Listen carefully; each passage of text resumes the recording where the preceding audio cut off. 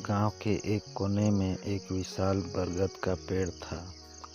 यह पेड़ बहुत पुराना था और गांव के लोग इसे एक पवित्र पेड़ मानते थे। गांव के बुजुर्गों का कहना था कि इस पेड़ के नीचे बैठने से मन को शांति मिलती है और जो भी इसके नीचे सच्चे मन से प्रार्थना करता है उसकी सारी इच्छाएं पूरी होती हैं।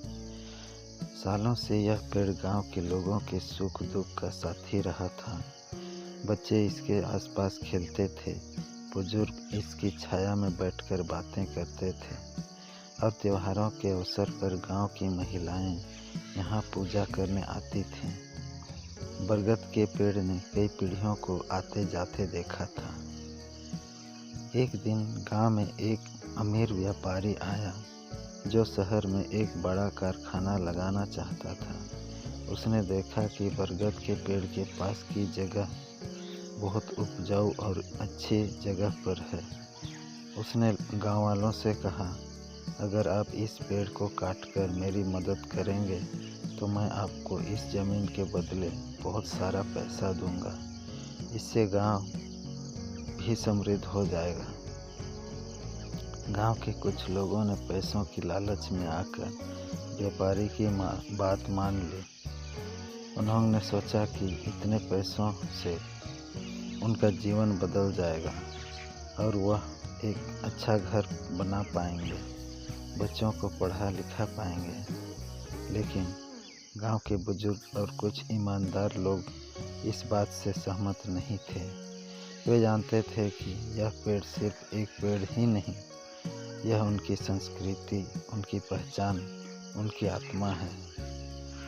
एक दिन गांव की पंचायत बुलाई गई ताकि इस विषय पर निर्णय लिया जा सके। सभी लोग पेड़ के नीचे एकत्र हुए।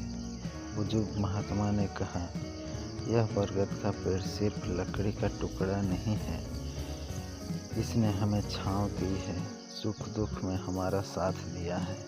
इसे काटकर हम अपने पहचान को खो देंगे। लेकिन कुछ लोग अब भी व्यापारी के पैसों के लोभ में आकर पेड़ को काटने पर अड़े थे। तभी गांव की एक छोटी बच्ची, जिसे पेड़ से बहुत लगाव था, वो उठकर बोली, दादाजी, अगर हम इस पेड़ को काट देंगे तो हम इसके नीचे खेलने के लिए कहाँ जाएंगे? अब त्योहारों पर पूजा कहाँ करेंगे?